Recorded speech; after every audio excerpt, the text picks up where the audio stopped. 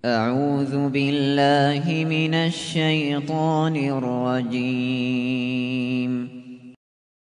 بسم الله الرحمن الرحيم.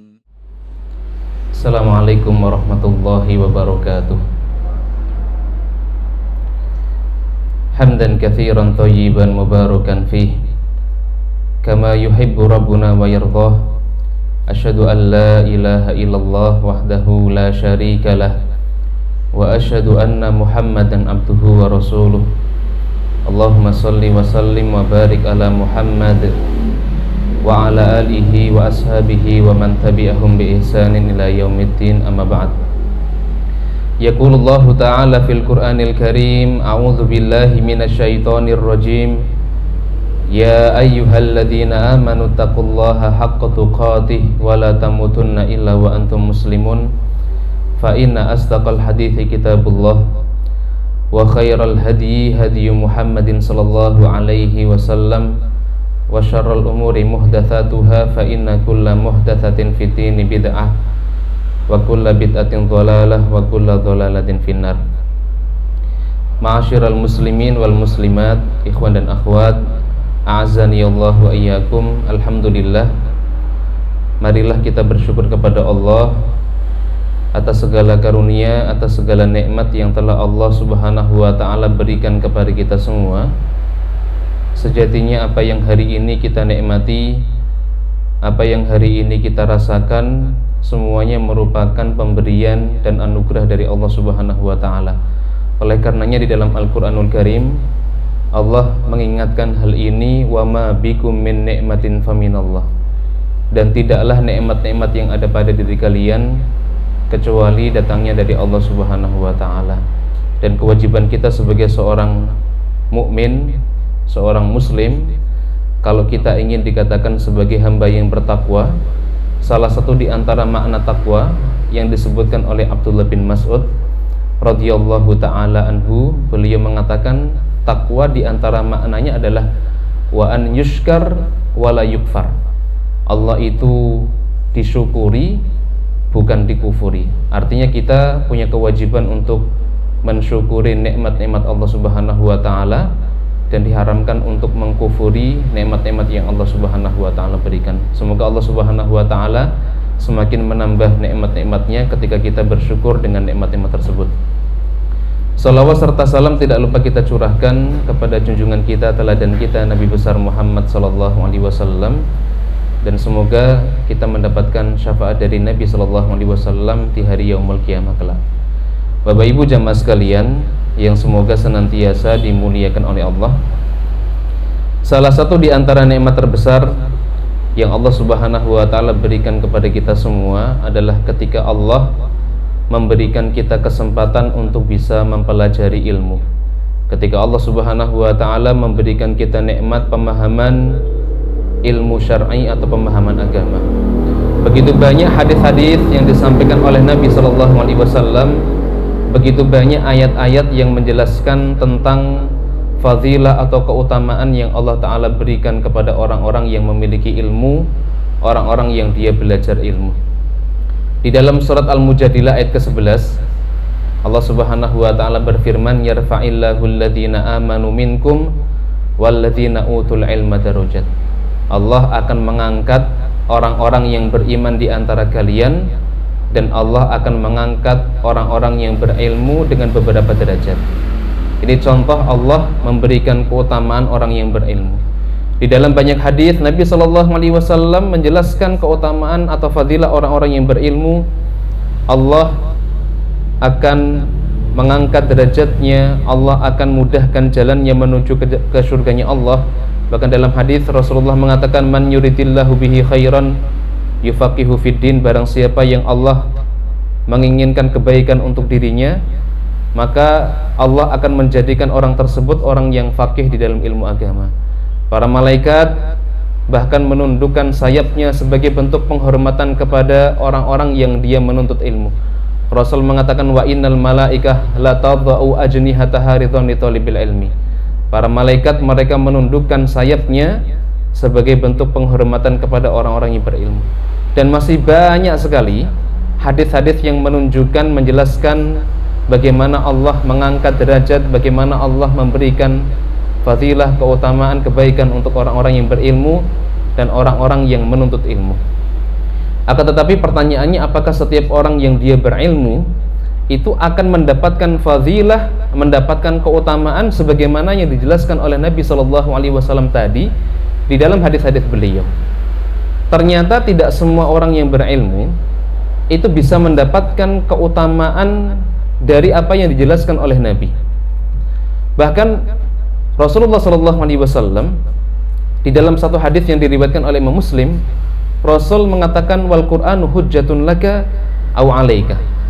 Al-Quran itu bisa menjadi hujjah bagi dirimu, bisa menjadi pembela untuk dirimu pada hari kiamat nanti, aw 'alaika. Dan Al-Quran itu bisa menjadi bumerang atas dirimu. Al-Quran itu kan bagian dari ilmu, bahkan sumber dari ilmu pengetahuan, sumber dari syariat itu ada di dalam Al-Quran. Nah, orang-orang yang Allah Ta'ala berikan Al-Quran, Al-Quran nanti pada hari kiamat bisa menjadi pembela untuk dirinya, dan Al-Quran nanti bisa juga menjadi bumerang untuk dirinya, menuntut dirinya, memberikan madharat untuk dirinya. Nah, siapa yang nanti akan mendapatkan madharat? Orang-orang yang dia diberikan Al-Quran tapi justru Al-Quran itu memberikan madharat. Salah satunya adalah orang-orang yang dia diberikan Al-Quran, orang-orang yang dia faham syariat, tapi ternyata Al-Quran tadi tidak bermanfaat untuk dirinya. Dia faham tentang kewajiban, kemudian dia tidak mengamalkan kewajiban tersebut.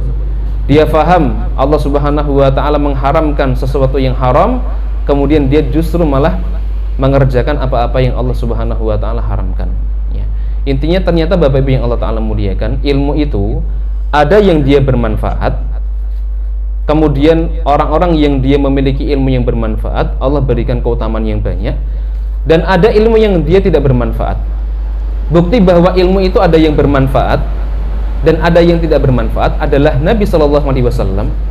Beliau berdoa kepada Allah, beliau meminta kepada Allah, bahkan doa ini diminta oleh Nabi SAW setiap kali beliau selesai mengerjakan sholat subuh. Allahumma inni as'aluka ilman nafi'an wa rizqan thayyiban wa amalan mutaqabbalan. Ya Allah, aku meminta kepadamu ilmu yang bermanfaat, wa rizqan thayyiban, rezeki yang thayyib, rezeki yang baik, wa amalan mutaqabbalan, dan amalan yang diterima. Berarti ada ilmu yang bermanfaat. Karena Nabi SAW berdoa kepada Allah supaya beliau diberikan ilmu yang bermanfaat. Dan ada ilmu yang tidak bermanfaat. Buktinya apa? Buktinya Nabi SAW beliau berlindung kepada Allah Subhanahu wa Ta'ala supaya terhindar dari ilmu-ilmu yang tidak bermanfaat. Rasulullah SAW beliau berdoa kepada Allah, Allahumma inni a'udzubika min ilmin la yanfa, wa min qalbin la yakhsha, wa min nafsin la tashba, wa min da'watin la yustajabu laha. Rasulullah SAW berdoa kepada Allah meminta perlindungan agar beliau itu dijaga dari ilmu-ilmu yang tidak bermanfaat. Jadi sekali lagi, ada ilmu yang dia bermanfaat, di mana orang-orang yang memiliki ilmu yang bermanfaat ini Allah akan berikan keutamaan untuk dirinya, Allah akan angkat derajatnya, Allah akan muliakan dia. Dan ada ilmu-ilmu yang tidak bermanfaat, di mana orang-orang yang memiliki ilmu yang tidak bermanfaat ini diberikan ancaman oleh Nabi SAW bahwa dia nanti pada hari kiamat akan diadili, akan dimintai pertanggungjawaban oleh Allah terkait dengan ilmu yang dia miliki. Nah, pertanyaannya adalah, apa tanda-tanda atau apa ciri-ciri ilmu yang bermanfaat itu? Nah, tentunya pembahasan ini sangat penting untuk kita semua, supaya kita nanti bisa mengintrospeksi diri. Apakah selama ini setelah kita belajar, ikut taklim, kajian kemana-mana, setiap hari mendengarkan kajian, ilmu yang kita dapatkan ini termasuk ilmu yang bermanfaat ataukah ilmu yang tidak bermanfaat? Nah, di sini Syekh Bakar bin Abdillah Abi Zaid, beliau di dalam kitab Hilyah Thalibil Ilmi, perhiasan untuk para penuntut ilmu, perhiasan untuk para santri, perhiasan untuk orang-orang yang dia belajar syariat, ya. Beliau menjelaskan di antara alamat min alamatil ilmin nafi, di antara ilmu-ilmu, di antara tanda-tanda ilmu yang bermanfaat, beliau menjelaskan di sini ada 6 poin. Poin yang pertama, Pak Ustadz, Poin yang pertama, beliau menjelaskan di antara tanda ilmu yang bermanfaat adalah al-amalu bihi. Ilmu itu diamalkan. Ilmu itu diamalkan. Bapak Ibu jamaah sekalian yang semoga dimuliakan oleh Allah, ada sebagian orang yang ketika dia belajar ilmu syar'i, dia belajarnya tujuannya hanya sekedar ingin menambah wawasan, tujuannya hanya sekedar ingin menambah pengetahuan. Bahkan ada sebagian orang yang dia belajar tujuannya hanya ingin mendapatkan titel, mendapatkan gelar, ya, supaya dia memiliki gelar S1, S2, ya, LC, atau mungkin MA, atau bahkan doktor, atau bahkan profesor. Ada sebagian orang-orang yang dia belajar tujuannya hanya ingin mendapatkan uang, mendapatkan pujian manusia, dan lain sebagainya. Nah, tentunya hal ini perlu untuk kita perhatikan, supaya kita berusaha untuk meluruskan niat. Pada saat kita belajar menuntut ilmu syar'i, hadir di dalam satu majelis ilmu ke majelis yang lain, di antara hal yang harus kita tekankan adalah ketika kita belajar, kita punya tujuan supaya ilmu yang kita dapatkan adalah ilmu yang bisa kita amalkan. Ini di antara hal yang harus kita perhatikan. Nah, banyak di antara kita yang hari ini sudah paham tentang ilmu, punya banyak wawasan tentang halal dan haram, tapi banyak di antara kita yang tidak bisa mengamalkannya. Nah, ini jauh berbeda dengan bagaimana kondisi para sahabat Nabi terdahulu. Abu Abdurrahman As-Sulami, beliau menjelaskan di dalam perkataannya bahwa para sahabat Nabi radhiyallahu ta'ala anhum, mereka ketika belajar ayat-ayat Allah, belajar Al-Quran, maka mereka berusaha untuk mempelajari setiap 10 ayat. Jadi para sahabat itu, mereka belajarnya 10 ayat mereka kaji, 10 ayat mereka pelajari. Setelah mereka memahami ayat tersebut dan mengamalkan isinya, maka mereka akan berpindah ke ayat yang lain. Jadi mereka tidak akan berpindah atau belajar ke ayat yang lain sebelum mereka betul-betul memahami dan mengamalkan kandungan atau isi dari ayat tersebut. Nah, ini berbeda jauh dengan kita. Kalau kita biasanya kan kajian itu, Masya Allah, kita kaji tafsir, misalkan satu surat full kita kaji, ya. Mungkin itu pagi hari kita belajar tafsir, sorenya kita belajar hadis, ya, banyak hadis yang kita kaji, kita pelajari, malamnya masih belajar lagi. Tapi terkadang pengamalan kita itu tidak bisa maksimal, ya. Kita banyak mendapatkan ilmu, tapi sangat sedikit kita bisa mengamalkan ilmu tersebut. Ini berkebalikan dengan kondisi para sahabat Nabi radhiyallahu ta'ala anhum. Nah, kenapa kita perlu mengamalkan atau perhatian dengan ilmu yang kita dapatkan supaya kita bisa mengamalkannya? Ternyata Allah Subhanahu wa ta'ala di dalam Al-Qur'anul Karim serta Nabi SAW di dalam banyak hadis beliau memberikan ancaman dan ketegasan bagi orang-orang yang dia punya ilmu, orang-orang yang dia faham ini haram, ini halal, tapi ternyata dia tidak mau mengamalkan ilmunya. Salah satunya adalah apa yang disebutkan oleh Allah Subhanahu wa ta'ala di dalam surat Al-Jumu'ah ayat kelima. Di dalam surat Al-Jumu'ah ayat kelima, Bapak Ibu yang Allah Ta'ala muliakan, Allah memberikan permisalan orang-orang yang dia berilmu tapi tidak mau mengamalkan ilmunya itu seperti seekor keledai. Allah mengatakan, mathalul ladina hummilut taurata thumma lam yahmiluha kamathalil himari yahmilu asfar.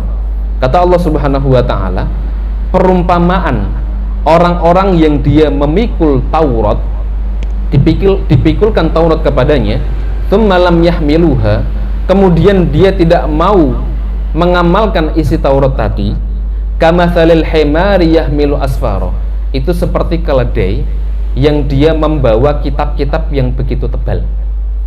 Jadi Allah mempermisalkan orang-orang Yahudi, orang-orang Bani Israel yang Allah Ta'ala berikan Taurat, mereka faham tentang Taurat, mereka hafal isinya, tapi kemudian mereka tidak mau mengamalkan isi Taurat tersebut, maka mereka diserupakan oleh Allah seperti seekor keledai. Dan kata para mufassir, keledai itu kan hewan yang identik dengan kebodohan, gitu. Hewan yang bodoh, hewan yang banyak tidak disukai oleh manusia. Jadi orang-orang yang dia diberikan pemahaman Taurat, kemudian dia tidak mau mengamalkannya, dia ibarat seperti seekor keledai. Nah, kata Al-Imam Ibnu Al-Qayyim Al-Jauziyah, di dalam ayat ini, meskipun Allah Subhanahu wa ta'ala memberikan permisalan orang-orang Yahudi yang diberikan Taurat, kemudian tidak mau mengamalkannya seperti seekor keledai. Nah, permisalan ini juga berlaku untuk kaum muslimin yang mereka itu faham Al-Quran, mereka itu faham syariat, mereka tahu kewajiban, mereka tahu yang haram, tapi kemudian mereka tidak mau mengamalkan apa yang mereka fahami tadi. Mereka tidak mau mengamalkan apa yang mereka ketahui. Maka orang-orang yang seperti ini itu disebut atau diserupakan seperti seekor keledai.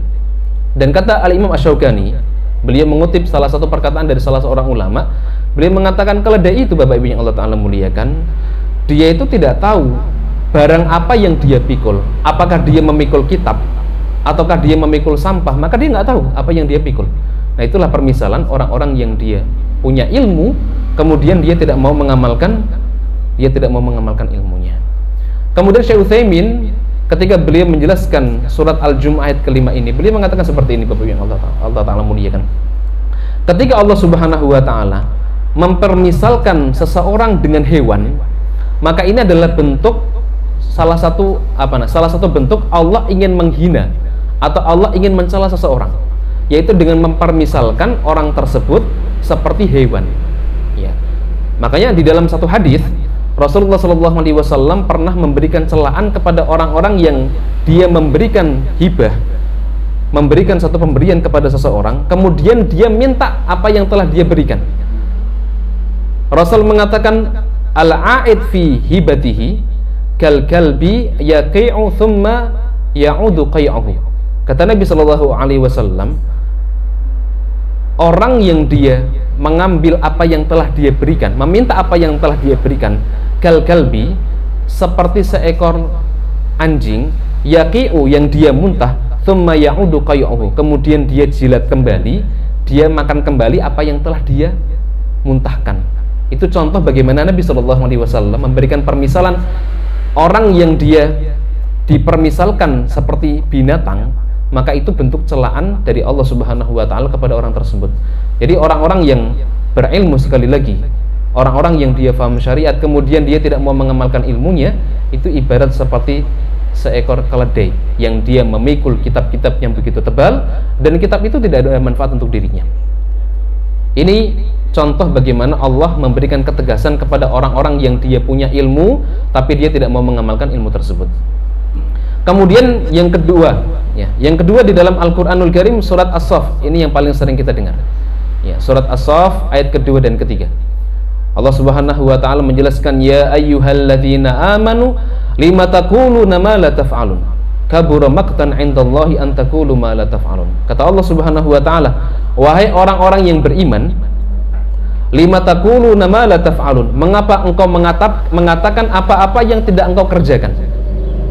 Mengapa engkau mengucapkan apa-apa yang tidak engkau kerjakan? Kabura maqtan 'indallahi an taqulu ma la taf'alun.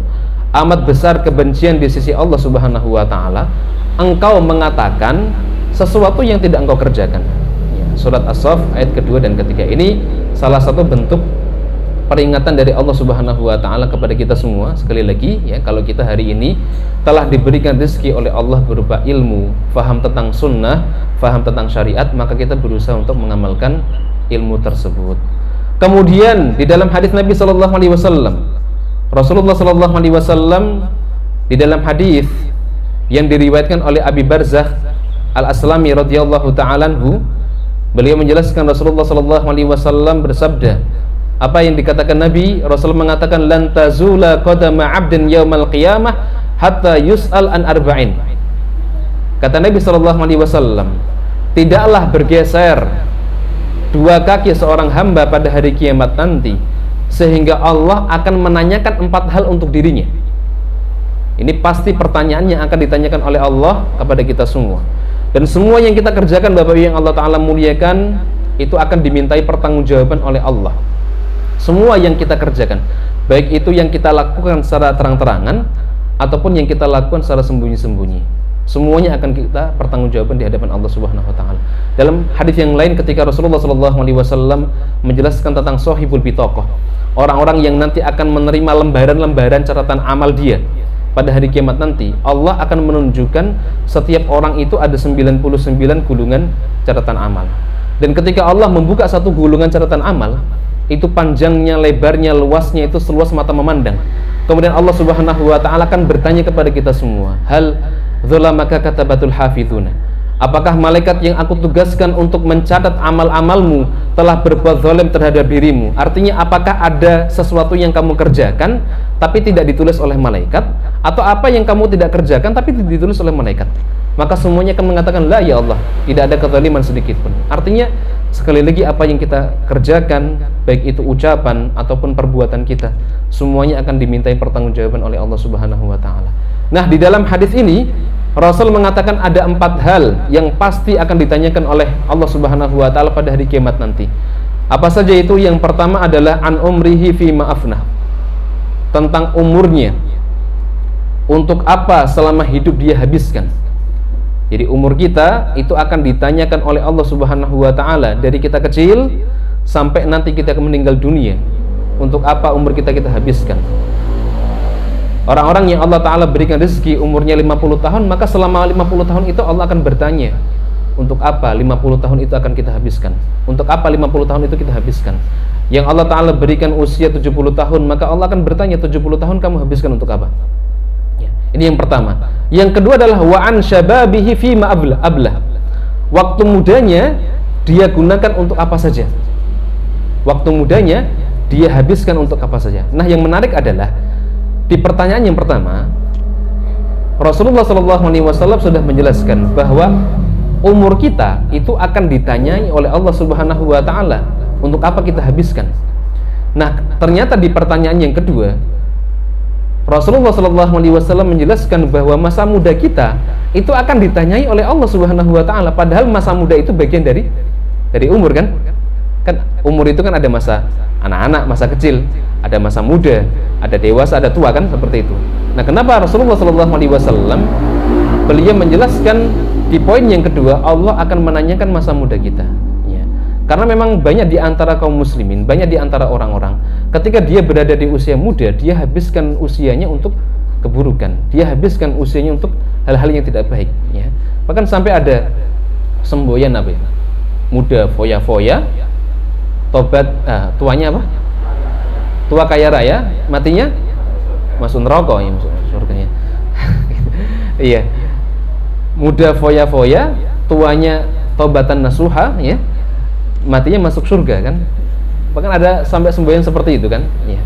Dan ini satu hal yang yang bisa jadi terjadi, bisa jadi tidak. Yang namanya usia, ya, ada orang-orang yang mungkin dia ketika masih muda dia foya-foya, kemudian pada saat tua dia tidak tobat, tapi justru malah semakin banyak kemaksiatannya, yang seperti itu. Ya. Makanya kemudian diingatkan oleh Nabi SAW, masa muda kita habiskan untuk apa? Kemudian yang ketiga adalah wa an malihi min aina akhadhahu wa fima anfaqahu. Ya. Terkait dengan hartanya, dari mana dia mendapatkan harta tersebut dan untuk apa dihabiskan. Maka semuanya akan ditanyakan oleh Allah Subhanahu wa taala. Ya. Kita mendapatkan harta apakah dari cara yang haram ataukah dari cara yang halal? Semuanya akan dimintai pertanggungjawaban oleh Allah. Dan harta yang sudah kita dapatkan, kita habiskan untuk apa? Itu semuanya akan ditanyakan oleh Allah, ya. Kemudian yang keempat adalah wa an ilmihi madza amila bihi, tentang ilmunya, apakah dia amalkan ataukah dia tidak amalkan. Rawahu Tirmidzi. Hadis ini diriwayatkan oleh Imam At-Tirmidzi. Jadi salah satu di antara hal yang akan ditanyakan oleh Allah pada hari kiamat nanti adalah terkait dengan ilmu yang kita miliki. Ilmu yang kita dapatkan itu pasti akan ditanyakan oleh Allah. Kalau kita sudah paham tentang sesuatu yang haram, kemudian kita langgar, maka nanti Allah akan menuntut kita. Atau kita sudah mengetahui sesuatu yang wajib, kemudian kita tidak mengerjakan kewajiban tersebut, maka Allah nanti akan menuntut kita pada hari kiamat nanti. Ini contoh ancaman yang dijelaskan oleh Nabi SAW terkait dengan ilmu yang kita dapatkan, apakah kita amalkan ataukah tidak. Kemudian di dalam hadis yang lain, Nabi SAW beliau pernah menceritakan tentang gambaran neraka. Bagaimana nanti pada hari kiamat, ya, ada seorang laki-laki yang didatangkan oleh Allah Subhanahu wa taala, kemudian laki-laki ini dilempar oleh Allah ke dalam neraka. Laki-laki ini dilempar oleh Allah ke dalam neraka.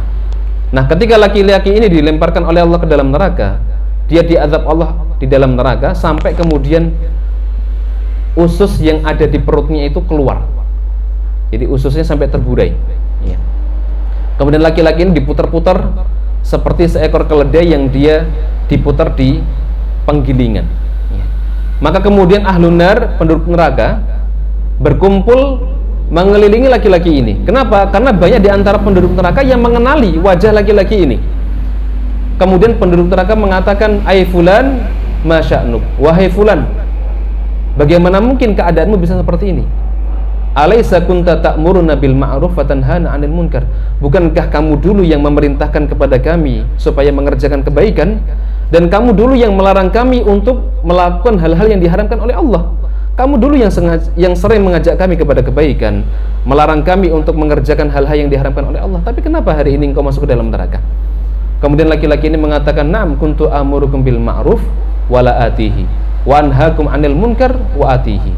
Tapi benar, dulu aku memerintahkan kepada kalian supaya mengerjakan kebaikan, tapi justru aku sendiri tidak mau mengerjakan kebaikan tersebut. Dan dulu aku melarang kalian supaya menghindari hal-hal yang diharapkan oleh Allah, tapi justru aku sendiri yang melanggar larangan tersebut. Ya. Rawahul Bukhari wa Muslim. Hadis ini diriwayatkan oleh Imam Al-Bukhari dan Imam Muslim. Nah, Bapak Ibu jamaah sekalian yang dimuliakan oleh Allah, hadis ini menjadi tadzkirah untuk kita semua, menjadi peringatan untuk kita semua.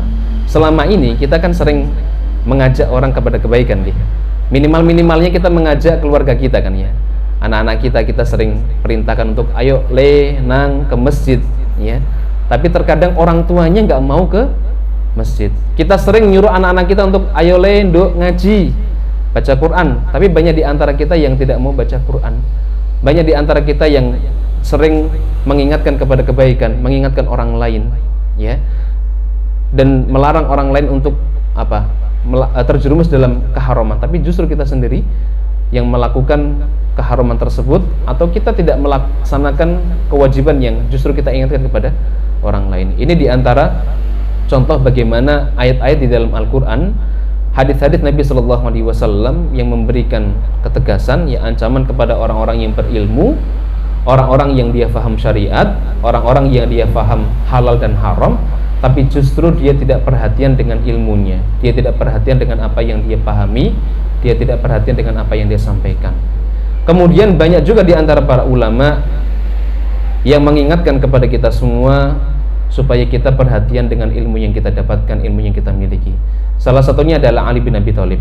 Ali bin Abi Thalib, beliau di dalam satu qaulnya, dalam satu perkataannya, beliau mengatakan hatafal ilmu bil amal in ajabahu. Ilmu itu akan memanggil amalan, kata beliau. In ajabahu, kalau dia memanggil atau menjawab panggilan tersebut, artinya dia mengamalkan ilmu tersebut, maka ilmu itu menjadi miliknya. Wa illa irtahala, dan ketika dia tidak mengamalkan ilmu tersebut, irtahala, ilmu itu akan lari dari dirinya. Maknanya apa? Maknanya orang-orang yang dia selama ini menganggap dirinya sebagai orang yang berilmu, kalau dia tidak mau mengamalkan ilmunya, sejatinya orang-orang seperti ini tidak bisa dikatakan orang alim, tidak bisa dikatakan sebagai seorang yang berilmu. Karena orang itu baru dianggap berilmu kalau dia sudah bisa mengamalkan ilmunya, dia sudah bisa mempraktekkan ilmunya, begitu. Wahab bin Munabbih, beliau di dalam satu perkataannya mengatakan, "Mathalu man ta'allamal ilma la ya'malu bihi kamathali tabibin ma'ahu dawa la yatadawa bihi." Wahab bin Munabbih mengatakan, permisalan orang yang dia belajar ilmu, orang yang dia mengetahui ilmu, la ya'malu bihi, tapi dia tidak mau mengamalkan ilmunya, kamathali tabibin, itu seperti seorang dokter, ma'ahu dawa, yang dia memiliki obat, la yatadawa bihi, tapi dia tidak mau menggunakan obat tersebut untuk menyembuhkan penyakit yang dia miliki atau penyakit orang lain yang dia datang kepada dokter tersebut, minta didiagnosa, dokternya sudah tahu penyakitnya, tapi justru dokternya tidak mau memberikan obat. Berarti dokter yang seperti ini, dokter yang cerdas apa jahil ya? Dokter yang jahil ya. Dia tahu obat untuk menyembuhkan penyakit tersebut, tapi justru dia tidak mau menggunakan obat tadi, begitu. Itu diantara yang disampaikan oleh Wahab bin Munabbih ya. Kemudian Bapak Ibu jamaah sekalian yang dimuliakan oleh Allah Subhanahu wa taala, mungkin ada di antara kita yang bertanya-tanya, Ustadz, kenapa banyak orang-orang yang dia berilmu Banyak orang-orang yang dia faham Al-Quran, hafal hadis, faham syariat Allah, tapi kemudian dia tidak bisa mengamalkan ilmunya. Dan disebutkan oleh para ulama, ternyata ada beberapa sebab ya. Kenapa banyak orang-orang yang dia sering ngajinya bahkan mungkin puluhan tahun ya. Ada yang 20 tahun, ada yang 15 tahun, ada yang mungkin 50 tahun dia ngaji, tapi kemudian tidak merubah keadaan dirinya. Dia masih seperti itu ya. Dia masih bergelut dengan kemaksiatan. Dia masih susah untuk mengerjakan kewajiban. Nah, pertanyaannya kenapa bisa seperti itu? Nah, di antara sebab kenapa ada banyak orang-orang yang dia tidak bisa mengamalkan ilmu, di antaranya adalah yang pertama ya. Yang pertama, niat menuntut ilmunya bukan karena Allah ya. Niat menuntut ilmunya bukan karena Allah ya. Ada satu perkataan yang sangat menarik yang disampaikan oleh Syekhul Islam Ibnu Taimiyah. Syekhul Islam Ibnu Taimiyah, beliau di dalam satu perkataannya mengatakan, ma la yakunu lahu la yanfa' wa la yadum. Kata beliau, segala sesuatu yang diniatkan bukan karena Allah, tidak ikhlas karena Allah, la yanfa' wa la yadum, maka dia tidak bermanfaat dan dia tidak akan langgeng. Segala sesuatu ya, semua hal, semua ibadah yang dia mengerjakan ibadah tersebut didasari bukan karena Allah atau tidak ikhlas karena Allah, la yanfa' wa la yadum, maka dia tidak bermanfaat dan dia tidak akan langgeng. Maka orang-orang yang dia menuntut ilmu, orang-orang yang dia belajar, kemudian dia niatkan bukan karena Allah, maka ilmu itu tidak akan bermanfaat untuk dirinya, dan dia tidak akan bisa istiqomah di dalam thalabul ilmi atau istiqomah di dalam mengamalkan ilmu tersebut. Mungkin dia kerjakan sekali dua kali, setelah itu dia tinggalkan ilmu yang dia fahami. Makanya seorang muslim perlu meniatkan diri ya, mengikhlaskan diri ketika dia akan belajar. Dia datang ke pengajian tujuannya untuk apa? Kalau tujuannya hanya untuk sebatas selfie, setelah itu pasang di status, alhamdulillah hari ini sudah ikut kajiannya Ustadz Fulan misalkan, maka niat ini harus segera dirubah ya. Jadi satu, dia berusaha untuk mengikhlaskan niat karena Allah. Kalau dia tidak mengikhlaskan niat menuntut ilmu karena Allah, maka ini salah satu sebab ilmunya tidak bermanfaat begitu. Dan Rasulullah SAW memberikan peringatan orang-orang yang dia belajar tapi tujuannya bukan karena Allah ya. Rasul mengatakan, mathalu man ta'allama ilman mimma yubtagu bihi wajhullahi azza wa jalla la yata'allamahu illa liyusiba bihi aradhan minad dunya lam yajid arfal jannati yaumal qiyamah. Kata Nabi SAW, beliau mengatakan, barang siapa yang dia menuntut ilmu yang harusnya dia niatkan untuk mengharapkan wajah Allah Subhanahu wa ta'ala, tapi kemudian dia niatkan bukan untuk karena Allah, tapi dia niatkan karena ingin mendapatkan sesuatu dari dunia, lam yajid arfal jannati yaumal qiyamah, maka nanti dia tidak akan bisa mencium bau wanginya surga. Maka dia tidak akan bisa mencium bau wanginya surga pada hari kiamat nanti. Rawahu Abu Dawud wa Ibnu Majah. Hadis ini diriwayatkan oleh Imam Abu Dawud dan Imam Ibnu Majah. Ini hal yang pertama yang harus kita perhatikan. Berusaha untuk mengikhlaskan niat kita karena Allah di dalam thalabul ilmi. Maka semoga Allah Subhanahu wa ta'ala memberikan kemudahan bagi kita semua untuk bisa mengamalkan ilmu-ilmu kita. Yang kedua ya, yang kedua adalah kurangnya adab di dalam thalabul ilmi. Kurangnya adab di dalam menuntut ilmu. Bapak Ibu jemaah sekalian yang Allah Ta'ala muliakan, seseorang ketika dia belajar kemudian dia tidak memperhatikan adab-adab ketika belajar, maka ini bisa mengurangi keberkahan ilmunya. Dan salah satu di antara indikator atau indikasi ilmu itu tidak berkah adalah ketika dia memiliki ilmu tapi kemudian dia susah untuk mengamalkan ilmu tersebut. Ini salah satu indikator ilmu yang dia miliki itu tidak berkah ya. Makanya Syekh Utsaimin ketika beliau memberikan muqaddimah di dalam syarah Hilyah Thalibil Ilmi ya, beliau mengatakan ya, yang bagi li thalibil ilmi, seyogyanya kepada para penuntut ilmu itu memperhatikan tentang adab di dalam thalibul ilmi ya. Anna thalibal ilmi idza lam yatahalla bi akhlaqil fadilah kana talabuhu lil ilmi la faidata fihi. Kata beliau ya, sesungguhnya para penuntut ilmu ketika dia tidak menghiasi dirinya dengan adab dan akhlak yang baik pada saat dia belajar, kana talabuhu lil ilmi la faidata fi, maka sesungguhnya proses dia menuntut ilmu itu tidak ada manfaatnya. Makanya sekali lagi, memperhatikan adab di dalam belajar itu merupakan sesuatu yang sangat penting, karena ini akan menambah keberkahan ilmu yang dia dapatkan. Ya. Banyak di antara para ulama yang menjelaskan di dalam akwal-akwal beliau, akwal-akwal mereka, supaya kita perhatian dalam masalah adab di dalam belajar. Bahkan Imam Malik, Imam Darul Hijrah, ya, beliau mengatakan ta'alamil adab qabla an tata'alamil ilm. Kata beliau, pelajarilah adab terlebih dahulu sebelum engkau belajar ilmu. Beliau mengingatkan kepada kita semua supaya kita perhatian dengan masalah adab.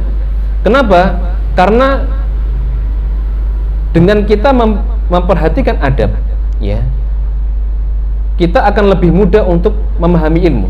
Sebagaimana yang disebutkan oleh Yusuf bin Al-Husain, beliau mengatakan bil adabi tafhamul ilm.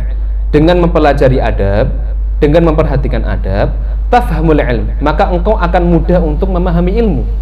Engkau akan mudah untuk belajar ilmu. Ini diantara keutamaan ketika kita memperhatikan adab di dalam belajar. Oleh karenanya kalau kita perhatikan bagaimana ulama-ulama kita, Bapak Ibu yang Allah Ta'ala muliakan, ketika mereka itu belajar dengan guru-guru mereka itu betul-betul perhatian dengan masalah adab. Ya, salah satunya adalah Imam Syafi'i. Ya. Imam Syafi'i itu, beliau kan punya guru, namanya Imam Malik kan, Imam Darul Hijrah. Jadi Imam Malik itu kan gurunya Imam Syafi'i. Imam Syafi'i ketika beliau belajar dengan Imam Malik, ya, pada saat beliau mau membuka lembaran kertas yang beliau gunakan untuk menulis, beliau itu benar-benar berhati-hati. Ya.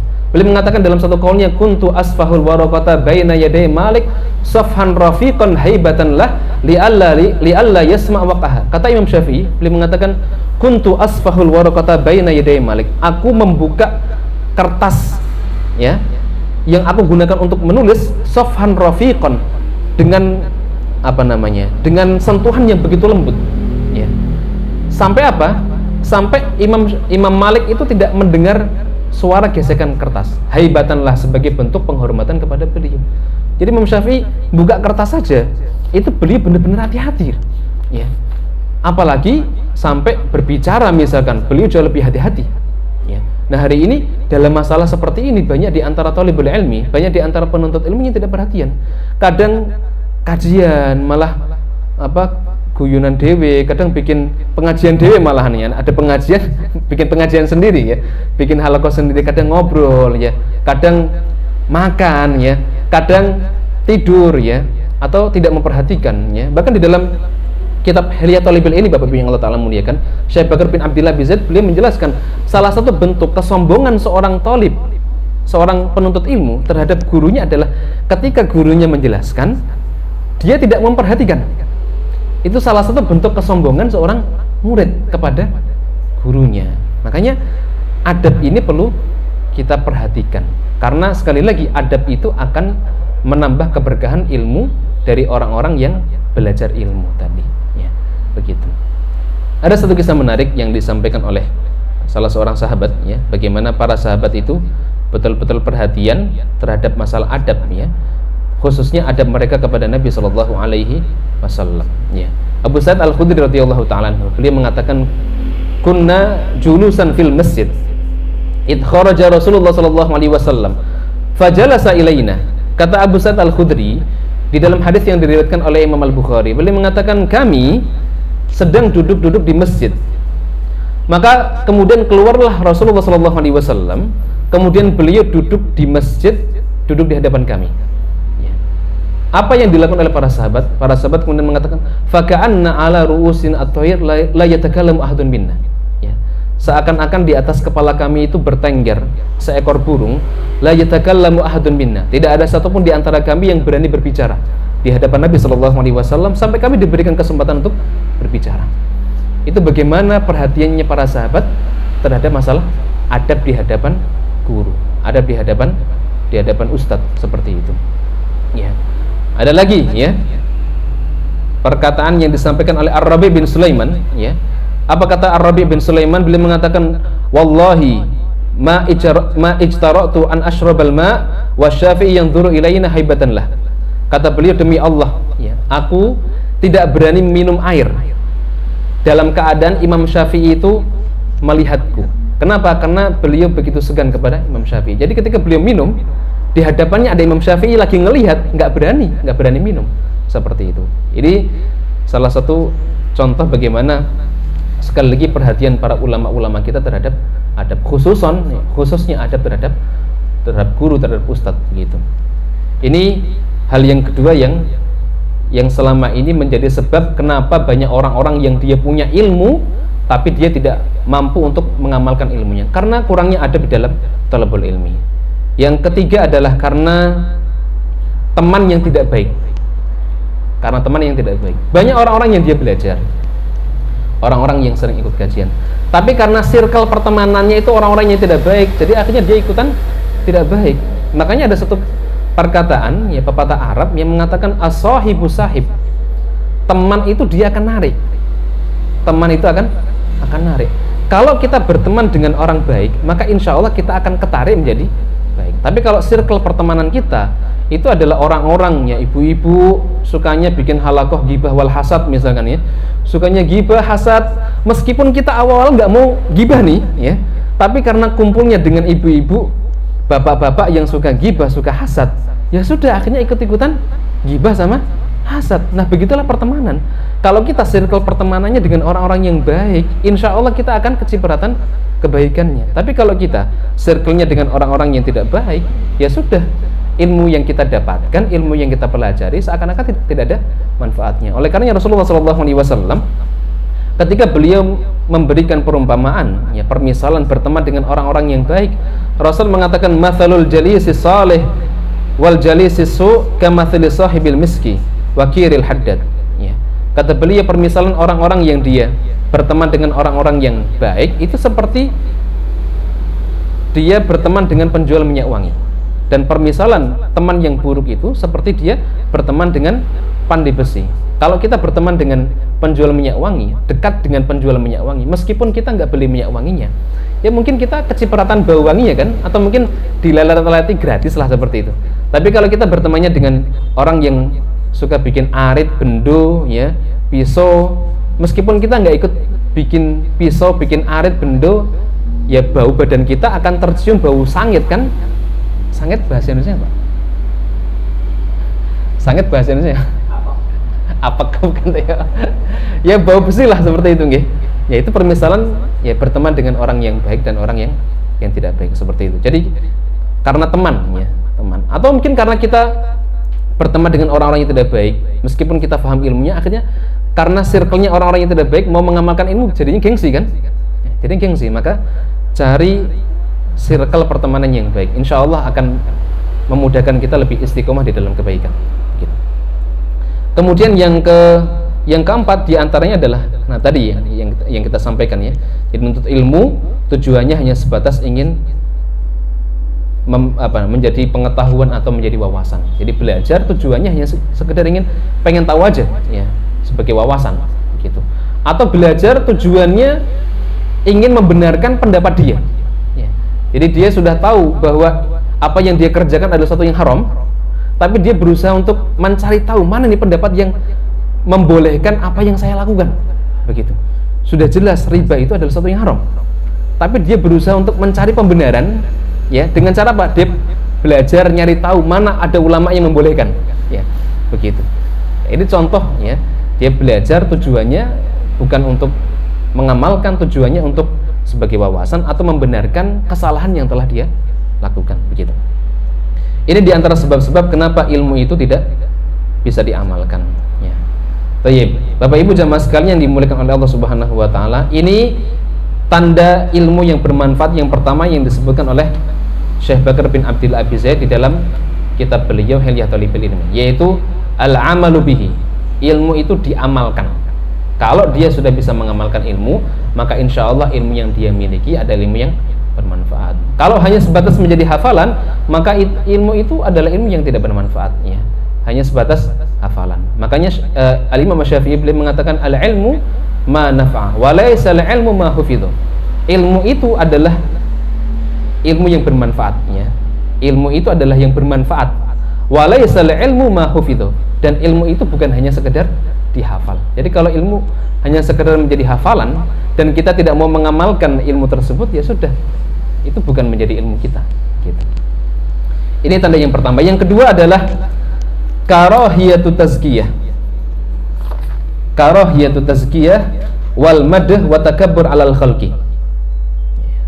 Kata Syekh Bakar bin Abdillah bin Zaid, tanda ilmu yang bermanfaat yang kedua adalah tidak suka mentazkiyah diri. Tidak suka mentazkiyah diri. Dan tidak suka dipuji, tidak gila pujian. Dan tidak menyombongkan diri. Tidak menyombongkan diri, tidak angkuh terhadap orang lain. Ya. Ini yang kedua. Ciri ilmu yang bermanfaat yang kedua adalah tidak suka mentazkiyah diri. Mentazkiyah diri itu, Bapak Ibu yang Allah Ta'ala muliakan, ya, itu menganggap dirinya itu suci, menganggap dirinya itu paling baik, menganggap dirinya itu yang paling hebat, sedangkan orang lain itu salah, orang lain itu tidak benar. Ya. Ini bentuk pentazkiyah diri. Ya. Syekh Utsaimin ketika beliau mensyarah atau menjelaskan poin yang kedua ini, beliau mengatakan yubtala biha ba'dun nas fayuzaki nafsahu. Di antara bentuk ujian, ya, dari sebagian manusia itu adalah dia mentazkiyah dirinya sendiri. Wa yara anna ma qalahu huwa shawab. Dia melihat bahwa dirinya adalah yang paling benar, ya, dirinya benar. Wa anna ghayrahu idza khalafahu fahuwal mukhti. Sedangkan orang lain yang menyelisih dirinya itu pasti salah. Ya, ini salah satu bentuk contoh mentazkiyah diri. Menganggap dirinya pasti benar, pasti benar. Sedangkan orang lain yang menyelisih dirinya itu mukhti, salah. Ya, ini contoh mentazkiyah diri. Dan ini termasuk di antara hal yang tidak diperbolehkan. Bahkan Nabi SAW ketika menjelaskan 3 hal yang bisa membuat orang itu binasa, salasatul muhlikat, 3 hal yang bisa membinasakan. Rasul mengatakan yang pertama adalah syuhun muta'un, kekikiran yang ditaati.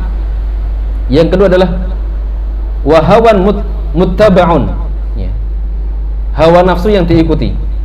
Yang ketiga adalah i'jabul mar'i binafsihi, seseorang merasa takjub, ujub dengan dirinya sendiri. Ya, ini salah satu contoh, salah satu di antara 3 hal yang bisa membinasakan, begitu. Makanya sekali lagi jamaah yang Allah Ta'ala muliakan, mentazkiyah diri, menganggap dirinya itu yang paling hebat, pasti masuk ke dalam surga, yang menyelisih dirinya itu pasti masuk ke dalam neraka. Ini termasuk hal yang dilarang, begitu. Ya. Allah Subhanahu wa Ta'ala dalam Al-Qur'anul Karim surat An-Najm ayat ke-32, Allah mengatakan fala tuzakku anfusakum huwa a'lamu bimanit taqwa. Janganlah kamu mengatakan dirimu itu suci. Huwa a'lamu bimanit taqwa.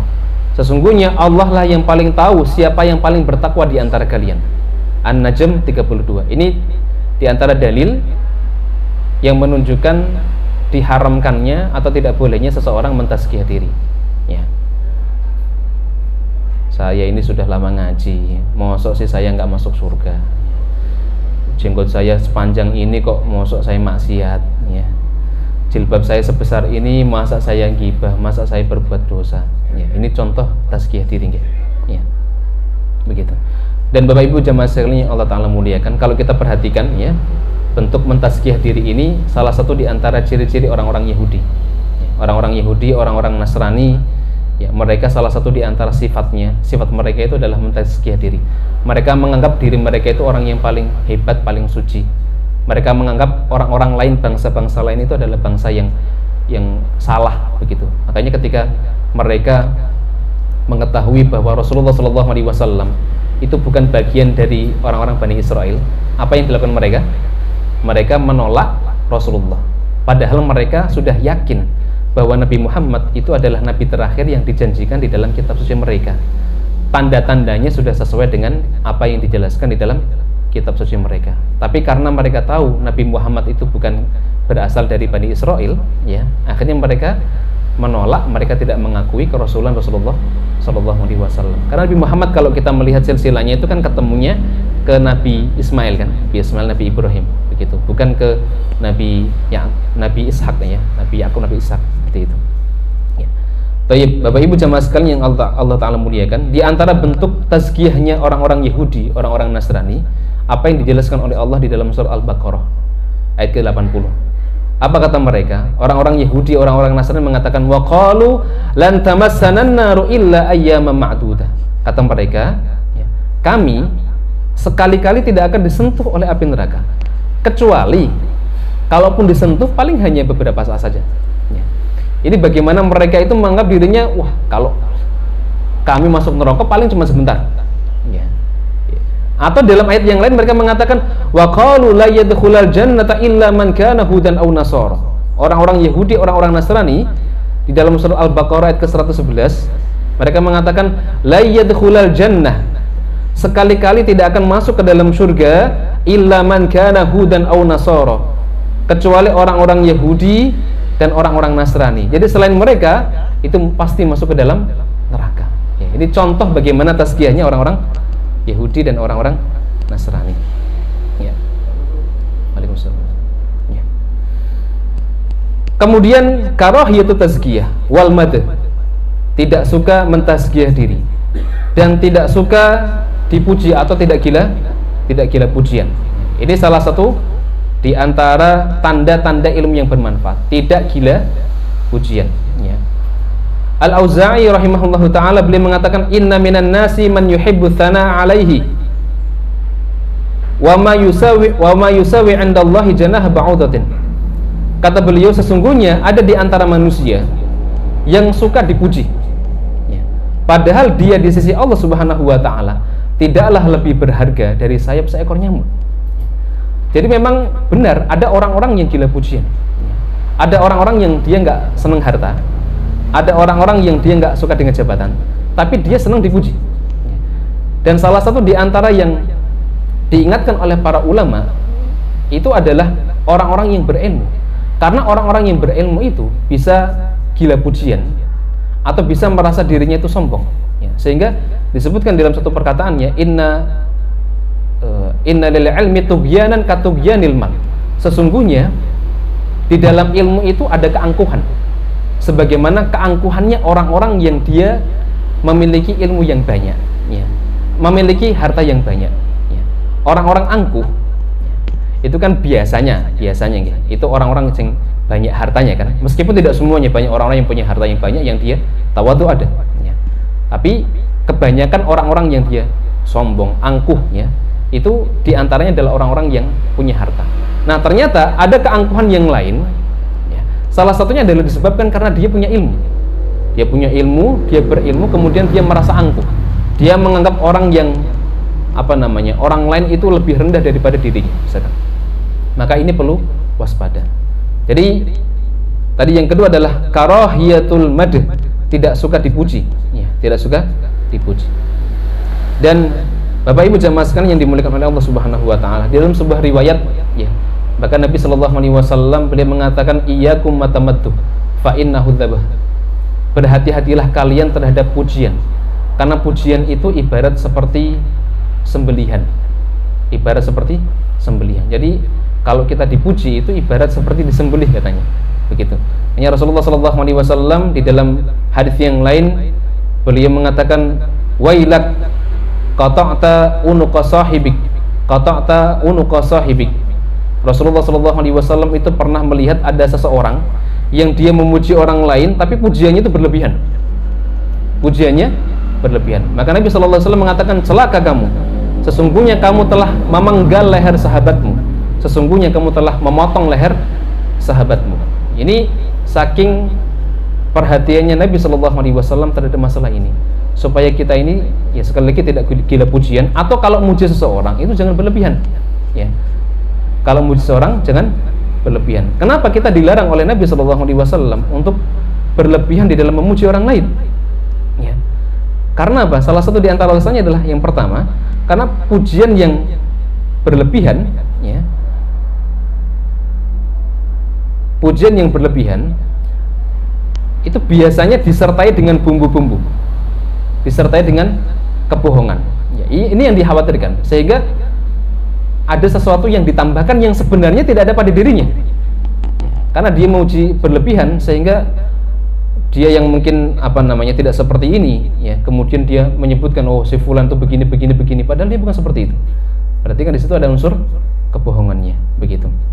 Ini yang pertama, bahayanya seperti itu. Yang kedua, yang dikhawatirkan adalah kalau seseorang itu memuji orang lain secara berlebihan, yang dikhawatirkan orang yang dipuji itu dia akan merasa ujub, dia akan merasa bangga, takjub dengan amalan dia, sehingga nanti akan mempengaruhi keikhlasan dia.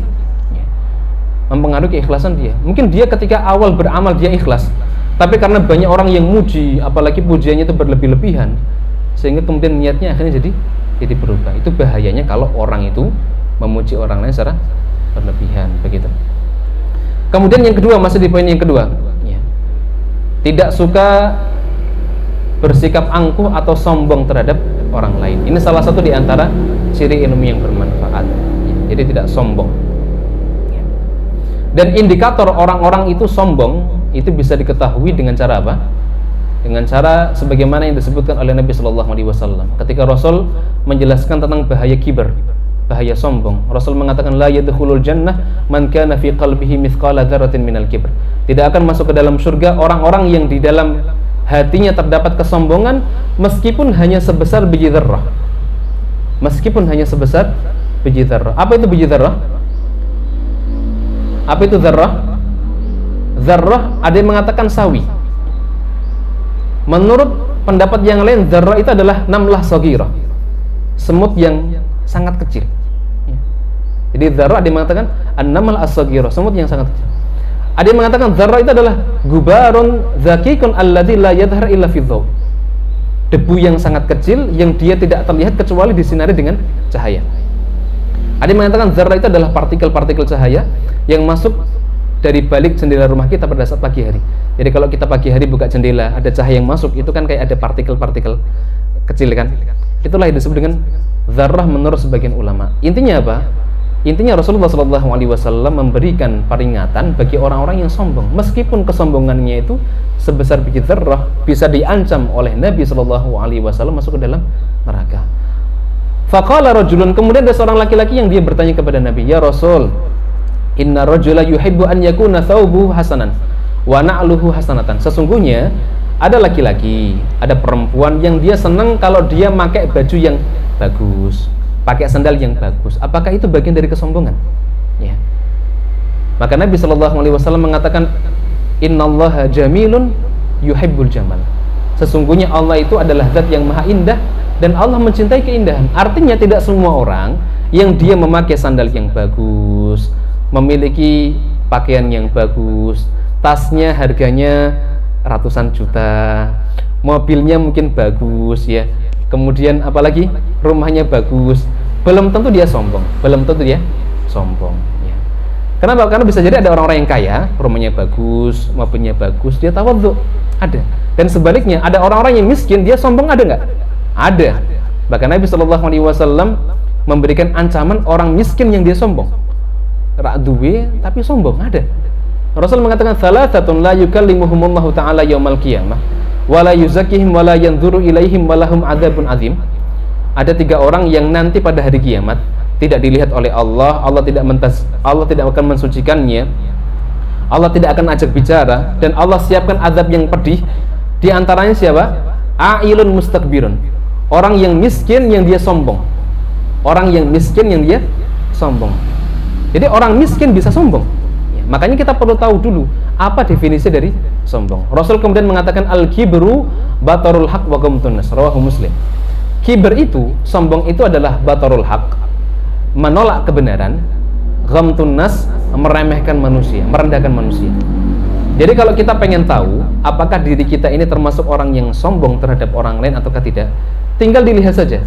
Kalau misalkan ada orang lain menyampaikan kebenaran kepada kita, menunjukkan satu hal yang hak kepada kita, tapi kemudian kita tidak mau menolak, tidak mau menerima kebenaran tersebut, berarti kita memiliki salah satu di antara ciri-ciri kesombongan. Atau ghamtun nas, meremehkan manusia, merendahkan manusia, itu bagian dari kesombongan. Melihat orang-orang yang mungkin ya lebih lebih miskin, atau mungkin orang yang tidak punya, ya, sebagai orang yang rendah, atau mungkin orang yang, mohon maaf, barangkali ada orang yang baru ngaji misalkan, kemudian dianggap, wah ini lagi ngaji ya lah, junior ya, aku senior misalkan, ya, ini nggak boleh seperti itu, ya, nggak boleh memandang rendah orang lain. Kenapa? Karena ukuran kemuliaan di sisi Allah Subhanahu wa Ta'ala adalah ketakwaan seorang muslim, ya, hatinya, bukan hanya sekedar zahirnya, bukan hanya sekedar zahirnya. Makanya kita nggak boleh menilai orang lain dari sisi zahirnya saja. Misalkan ini orang pakai peci terus, pakai baju muslim terus, oh ini pasti bertakwa, oh ini pasti orang yang soleh. Belum tentu, ya. Makanya Rasulullah SAW dulu pernah memberikan pelajaran kepada salah seorang sahabat, ya, ketika ada seorang laki-laki lewat, marra rajulun ala Nabi SAW. Ada seorang laki-laki lewat di hadapan Nabi SAW. Faqala Nabi SAW li rajulin indahu jalis. Rasul berkata kepada sahabat yang duduk di samping beliau. Apa kata Nabi? Rasul mengatakan, ma ra'yuka bihadzal rajul? Bagaimana menurut pendapat kamu tentang laki-laki yang barusan lewat tadi? Maka sahabatnya mengatakan, hadzal rajul min asyrafin nas. Laki-laki ini adalah laki-laki yang mulia. Kata sahabat Nabi, wallahi hadza hariyun in khataba yunkah lahu wa in syafa'a an yushafa'a lahu wa in qala yusma' liqaulihi. Kata sahabat ini, demi Allah, kalaulah seandainya laki-laki ini meminang seorang gadis, meminang seorang perempuan, pasti pinangannya akan diterima. Dan kalau dia minta tolong, pasti orang-orang akan menolongnya. Wa in qala yusma' liqaulihi, dan kalau dia berbicara, orang-orang itu akan menyimak, mendengarkan apa yang disampaikan. Fasakata Nabi SAW. Maka Nabi SAW kemudian beliau terdiam. Thumma marra rajulun akhar. Setelah itu lewat laki-laki yang lain. Maka Nabi SAW bertanya untuk yang kedua kalinya kepada sahabatnya, ma ra'yuka bihadzal rajul? Bagaimana menurut kamu tentang laki-laki yang barusan lewat tadi? Kata sahabatnya, hadzal rajul min fuqara'il muslimina. Rasul, ini adalah laki-laki yang miskin, laki-laki yang harus kita kasihani. Wallahi hadza hariyun, demi Allah, in khataba la yunkah lahu wa in syafa'a la yushafa'a lahu wa in qala la yusma' liqaul. Demi Allah, kalaulah seandainya laki-laki ini dia melamar seorang gadis, maka lamarannya tidak akan diterima. Dan kalau dia minta tolong, orang-orang nggak ada yang mau nolong. Dan kalau dia berbicara, orang-orang tidak ada yang mau mendengarkan. Maka Nabi SAW mengatakan, wallahi hadzal rajul khairun min il ardi mithla hadza. Demi Allah, laki-laki yang kedua itu lebih mulia dibandingkan dengan laki-laki yang pertama, meskipun perbandingannya adalah laki-laki yang pertama, laki-laki yang kedua, satu orang itu dibandingkan dengan dunia ini dipenuhi oleh laki-laki yang pertama, maka laki-laki yang kedua lebih mulia, lebih utama di sisi Allah Subhanahu wa Ta'ala dibandingkan dengan laki-laki yang pertama. Makanya kita tidak boleh menghukumi seseorang dari zahirnya, karena innallaha la yanzuru ila suwarikum wa amwalikum. Allah nggak lihat rupa kalian, Allah nggak melihat bentuk kalian, dan Allah tidak melihat harta kalian. Walakin yanzuru ila qulubikum wa amalikum. Tapi yang dilihat oleh Allah adalah hati-hati kalian dan amal soleh kalian. Ini ciri yang keberapa? Ciri yang kedua, ya. Nggak senang apa tadi? Mentazkiyah diri, tidak gila pujian, dan tidak sombong terhadap orang lain. Ciri ilmu yang bermanfaat yang ketiga adalah takatsuru tawadhu'i kullama izdadat ilman. Bertambahnya rasa tawadhu setiap kali ilmu bertambah. Bertambahnya rasa tawadhu setiap kali ilmu itu bertambah. Baik, Bapak Ibu jemaah sekalian yang dimuliakan oleh Allah Subhanahu wa Ta'ala, ya. Tadi sudah kita sampaikan di awal, ya, bahwa ternyata di antara ujian kita yang belajar atau yang menuntut ilmu atau yang diberikan ilmu oleh Allah itu adalah tawadhu di hadapan orang lain. Ada orang-orang yang mungkin dia sudah lama belajar, kemudian tercermin dengan pakaiannya, kemudian dia di hadapan orang-orang yang baru belajar menyombongkan diri, ada yang seperti itu. Makanya kita diperintahkan oleh Allah Subhanahu wa Ta'ala untuk berusaha tawadhu terhadap orang lain. Bahkan para ulama, beliau menjelaskan di dalam perkataannya, salah satunya dikutip oleh Syekh Bakar bin Abdillah bin Zaid di dalam kitab beliau Hilyatul Ilmi. Beliau mengatakan al-ilmu salasatu asbarin. Ilmu itu ada 3 tingkatan, kata beliau. Man waqa'a fi syibril awwal takabbar. Barang siapa yang dia berada di tingkatan yang paling dasar ini Pak Bu, tingkatan yang paling rendah, dari ilmu tadi, takabbaro, maka dia akan sombong. Dia akan sombong.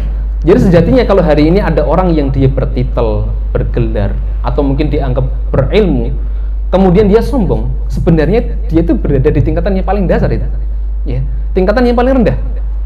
Waman waqa'a fi syibri tsani tawaddu'a.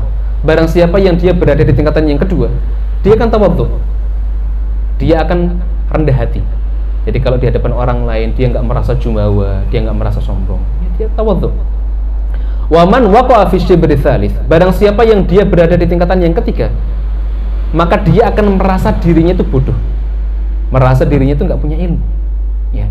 Nah, kita berada di tingkatan yang keberapa ini? Kalau kita merasa sombong di hadapan manusia, di hadapan orang lain, maka sejatinya kita berada di tingkatan yang paling dasar.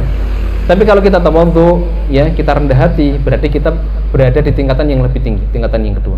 Dan kalau kita merasa bodoh, ya, merasa jahil, ya, merasa butuh ilmu, ya, maka insya Allah kita berada di tingkatan yang paling tinggi, begitu kan. Sejatinya apa yang kita dapatkan hari ini atau ilmu yang Allah Subhanahu wa taala berikan kepada kita itu kan baru sedikit kan. Wa ma utitu minal ilmi illa qalila. Ilmu yang diberikan kepada kita sangat sedikit kata Allah Subhanahu wa taala, begitu. Makanya tawadhu, ya. Dan Rasulullah sallallahu alaihi wasallam itu kan beliau, masya Allah, beliau itu manusia yang paling mulia. Bahkan ilmu itu diberikan kepada Nabi. Al-Quran itu kan diwahyukan untuk Rasulullah SAW kan, diberikan kepada Nabi kan. Dan Al-Quran itu kan sumber dari ilmu. Tapi meskipun Nabi SAW, beliau sudah diberikan Al-Quran, beliau masih minta sama Allah. Ini bentuk ketawaduannya Nabi. Allahumma inni as'aluka ilman nafi'an. Ya Allah, berikanlah kepadaku ilmu yang bermanfaat. Padahal pasti ilmu yang diberikan Allah kepada Nabi ilmu yang bermanfaat kan. Tapi beliau masih minta sama Allah diberikan ilmu yang bermanfaat. Nah, kita yang belum tentu berilmu, berdoa supaya diberikan ilmu saja kadang kita nggak pernah kan, jarang sekali kan, minta diberikan ilmu yang bermanfaat kan, ya. Makanya kita berdoa kepada Allah sebagai bentuk ketawaduan kita di hadapan Allah Subhanahu Wa Taala. Rasul orang yang tawadhu, ya. Saking tawadhunya Nabi Shallallahu Alaihi Wasallam, beliau, ya, kalau sama sahabatnya itu tidak mau diperlakukan istimewa lah, ya. Rasul itu kalau tidur di bawah pohon kurma, ya. Pernah suatu ketika sahabat Abdullah bin Mas'ud itu melihat Nabi Shallallahu Alaihi Wasallam tidur di bawah pohon kurma, ya. Beliau beralaskan tikar yang kasar, ya. Abdullah bin Mas'ud melihat Nabi tidur di atas tikar yang kasar, kan beliau merasa iba kan, karena beliau seorang Nabi yang mulia, kepala negara lah, presiden, mosok tidur di tikar yang kasar kan, begitu. Maka Abdullah bin Mas'ud menawarkan kepada Nabi Shallallahu Alaihi Wasallam, Rasul, bagaimana kalau seandainya tikar Anda ini saya ganti dengan tikar yang lebih halus? Kata Nabi Sallallahu Alaihi Wasallam, ya Abdullah, mali wa mali dunya, ma ana fid dunya illa karakibin istadalla tahta syajaratin thumma raha wa taraka. Kata Nabi Sallallahu Alaihi Wasallam, wahai Abdullah, apa urusanku dengan dunia ini? Dunia ini di sisiku, kata Nabi, ibarat seperti seorang pengembara yang dia mampir di sebuah pohon rindang, di bawah pohon rindang, thumma raha wa taraka. Dia istirahat, setelah selesai istirahat dia tinggalkan pohon tersebut, ya. Ini bagaimana bentuk tawadhunya Nabi Sallallahu Alaihi Wasallam. Dan beliau tidak mau para sahabatnya itu merasa pakai wuh terhadap beliau, sehingga Rasul pernah melihat ada seorang laki-laki yang merasa kagum dengan karisma Nabi, ya. Kan ada orang-orang yang kalau melihat orang itu karismanya masya Allah kagum kan, mungkin matanya sampai melotot kan. Ini orang sampai gemeteran ketemu dengan Nabi Sallallahu Alaihi Wasallam. Kata Nabi Sallallahu Alaihi Wasallam, hawin alaik, fa inni lastu bimalikin. Kata Nabi, tenangkan dirimu, santai aja, santai. Fa inni lastu bimalikin. Saya ini bukan seorang raja. Saya ini bukan seorang raja. Innama ana ibnu imra'atin allati ta'kulul qatil. Sesungguhnya aku ini hanyalah anak seorang perempuan yang memakan susu yang dikeringkan, ya. Ini bentuk ketawadhunya Nabi Sallallahu Alaihi Wasallam di hadapan para sahabatnya. Rasul kalau ketemu anak kecil cium. Rasul kalau di rumah istri-istri beliau bantu istrinya untuk ngangsu air, ya. Kalau sandalnya rusak disol dewi, didandani dewi, ya. Itu Nabi Sallallahu Alaihi Wasallam, ya. Bentuk ketawadhuannya Rasulullah Sallallahu Alaihi Wasallam. Barakallahu fikum, ya, semoga yang sedikit ini sekali lagi bisa bermanfaat untuk kita semua dan bisa kita amalkan serta bisa kita dakwahkan untuk kerabat saudara-saudara kita. Tutup dengan hamdalah dan kafaratul majelis.